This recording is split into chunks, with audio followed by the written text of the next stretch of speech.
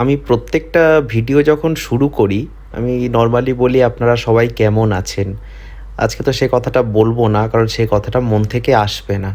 কারণ আমরা ভালো নেই, তার কারণ আমাদের শহর ভালো নেই। হ্যাঁ, সত্যি আমরা কেউ ভালো নেই। কিন্তু কেন আমরা ভালো নেই? দেখুন, আমার একটা ছোট ট্র্যাভেল চ্যানেল আছে। আমি কোনোদিনও এইভাবে কোনো কিছু রেকর্ড করে বলিও নি, এবং আমি খুব একটা ভালো সুবক্তাও না। তাই কিছু কথা আজকে বলতে চাই মন থেকে। যদি আমার কথাগুলোতে আপনাদের মনে হয় যে আপনারা একমত, তাহলে কমেন্ট করে জানাবেন। যদি একমত না হন, তাও কমেন্ট করে জানাবেন। কিন্তু প্লিজ পুরোটা শুনবেন। অনেক দিন আগে একটা সিনেমা রিলিজ করেছিল, ওয়েডনেসডে। ছবিতে নাসিরুদ্দিন শাহের মুখে একটা ডায়লগ ছিল, মেরি বিবি হার আধে ঘন্টে মে ফোন করকে পুছতি হে কাহা হো, দাওয়াই খায়া, পানি পিয়া। আসলে ও জানতে চায় আমি বেঁচে আছি কি নেই। আমরা বাবা মারা যখন ছেলে মেয়েদের ফোন করে বারবার জিজ্ঞেস করি, কিরে কোথায় আছিস, কেমন আছিস, ঠিকঠাক পৌঁছেছিস তো, তখন হয়তো আমরা কোনো রকমভাবে কোনো অছিলা এটাই জানতে চাই যে তারা ঠিকঠাক আছে কি না, তারা সুস্থ আছে কি না। কারণ আমাদের পুরো জগৎটা, জগৎ মানে আমাদের পারিপার্শ্বিকটা হায়না, শেয়াল, কুকুরে ভরা।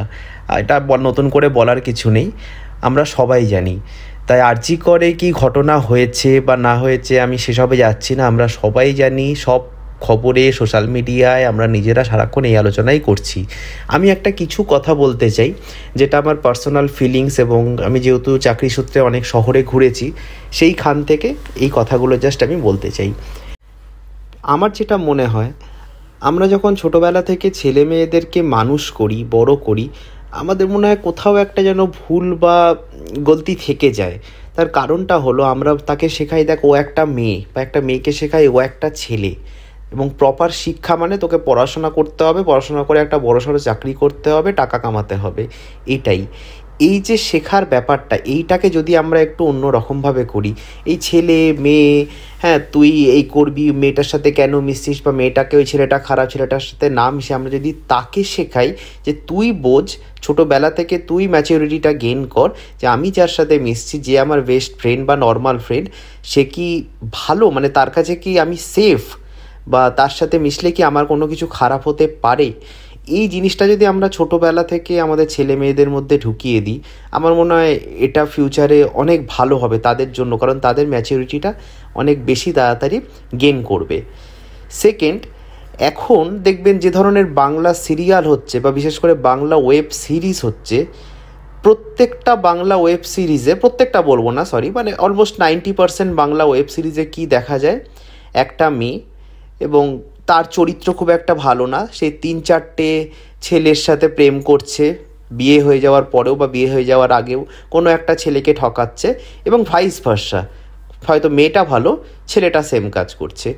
এছাড়া কি আমাদের আর কোনো ওয়েব সিরিজ বা অন্য কোনো গল্প আমাদের বাংলা পরিচালকরা খুঁজে পায় না? আগেও তো অনেক বড় বড় পরিচালক ছিলেন, আমি সত্যজিৎ রায়, মৃণাল সেন এদেরকে ধরছি না, আমাদের দ্বারা তরুণ মজুমদার ছিলেন, বা আরও যারা এই ধরনের ডিরেক্টর ছিলেন, তারা তো একটা সাংসারিক সুন্দর একটা সিনেমা বানাতেন। আমাদের ঋতুপর্ণ ঘোষ ছিলেন। কিন্তু কেন এখন আমাদের মানে যে চারপাশের জগৎটা এরকম হয়ে গেল, লোকে এগুলো দেখতে পছন্দ করছে বলেই কিন্তু পরিচালকরা বানাচ্ছে এই একটা হিংস্রতা, একটা নৃশংস মার্ডার, এইগুলো দেখে দেখে আমার মনে হয় কি আরও বোধহয় মাথার ভেতরে সবার সারাক্ষণ চলতে থাকে। দেখবেন একটা ওয়েব সিরিজ দেখার পরে যদি এইরকম একটা নৃশংস কিছু বা খুব সুন্দর একটা কিছু, আমাদের কিন্তু মাথার মধ্যে কিছুটা চলে যে এইটা এরকম হলো, বাপরে কি ভয়ঙ্কর, বাবা খুব সুন্দর লাগলো, যার যেমন। এই জিনিসটা একটুখানি আমার মনে হয় পাল্টানো উচিত, এই দায়িত্ব পরিচালকদের নিতে হবে। সেকেন্ড, যেহেতু আমি আগেই বললাম যে আমি চাকরি ক্ষেত্রে অনেক শহরে ঘুরেছি, বাঙালি মেয়েদের সম্বন্ধে বা বাঙালিদের সম্বন্ধে না, বাইরের সব লোকের ধারণা যে খুব ভালো তা কিন্তু না। আমারই কিছু বন্ধু আছে, আমি তখন পুনেতে থাকতাম, এবং সেই ছেলেটাও অন্য একটা রাজ্যের ছেলে। সে আমাকে একবার জিজ্ঞেস করেছিল খুব মানে একটা উৎসাহের সঙ্গে, হ্যাঁ রে, বাঙালিরা নাকি ওয়াইফ সোয়াইফ করে। আমি প্রথমে বুঝতেই পারিনি ওয়াইফ সোয়াইফ কী, মানে বউ অদল বদল করে বিয়ের পরে। তো যাই হোক, আমি খানিকটা আশ্চর্য হয়ে গেছিলাম। আমি বললাম, না ভাই, আমি কোনোদিনও শুনিনি। বলছে, না করে, আমার অনেক বন্ধুরা বলে বাঙালিরা এটা করে। আর বাঙালি মেয়ে মানেই তাদের কাছে তারা হচ্ছে কালা জাদু জানে, কালা জাদু করে তারা ছেলেদেরকে বশ করে দিয়ে ছেলেদেরকে শেষ করে। আর ওই সুশান্ত সিং রাজপুত মারা যাওয়ার পর থেকে তো এই ব্যাপারটা আরও বেশি মাথাচাড়া দিয়ে উঠেছে। যাই হোক, সেটা অন্য ব্যাপার। তাই আমার মনে হয় যে বাঙালি মেয়েদের সম্বন্ধে বা বাঙালিদের সম্বন্ধে যে ধারণাটা অন্যান্য রাজ্যের লোকেদের আছে, আমি জানি না এটা চেঞ্জ করার উপায় কি আছে, বা হয়তো তারা এই ওয়েব সিরিজ বা এই ধরনের একটা জিনিস দেখেছে, কেউ তারা একটু একটু বাংলা বোঝে বা জানে, সেইখান থেকে তাদের মেন্টালিটিতে এই ব্যাপারটা উঠে আসছে আস্তে আস্তে। আমি জানি না এই জিনিস কোনো দিনও চেঞ্জ হবে কি না, কিন্তু আমাদেরকে চেঞ্জ হতে হবে। আমাদেরকে আমাদের সন্তানদেরকে ঠিকঠাকভাবে শিক্ষা দিয়ে এটাকে চেঞ্জ করতে হবে। দেখুন, আজকে একটা পার্টি আছে, কালকে আর একটা পার্টি আসবে, পরশু আর একটা পার্টি আসবে, কিন্তু মানুষগুলো কিন্তু চেঞ্জ হবে না।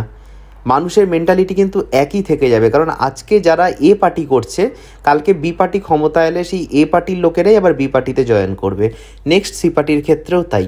তাই এইসব পার্টি, নেতা, মন্ত্রী, দ্যাটস ওকে, সেটা তারার এই নোংরামি এতদিন ধরে চলে এসছে, আরও চলবে ভবিষ্যতে। আমাদের নিজেদেরকে ঠিক হতে হবে, নিজেদের মশাল নিজেদেরকে জ্বালাতে হবে, নিজেদের ডেস্টিনেশনে নিজেদেরকে পৌঁছাতে হবে। তাই সবাই মিলে একসাথে আমরা থাকি, একসাথে আমাদেরকে চলতে হবে। ইউনিটি, ইউনিটি, এই কথাটা কিন্তু ছোট্ট একটা কথা, কিন্তু এই কথাটার দাম অনেক বড়। আমি প্রথমেই বললাম আমি খুব একটা সুবক্তা না, আমি এইভাবে একটানা করে দিনও কথাও বলিনি, কিন্তু জানি না আমি আমার মনের কথাটা বোঝাতে পারলাম কি না। যদি আপনারা শোনেন, আপনাদের মনে হয় যে হ্যাঁ আমার সাথে মেন্টালিটি মিলছে, বা হয়তো আমি কোথাও ভুল বলছি, অবশ্যই সেটা কমেন্ট সেকশানে জানাবেন। এবং সবাই ভালো থাকবেন, সেফ থাকবেন, এবং যতক্ষণ না আমরা জাস্টিস পাচ্ছি আমাদের লড়াই কিন্তু চলতে থাকবে। ধন্যবাদ, শুভরাত্রি।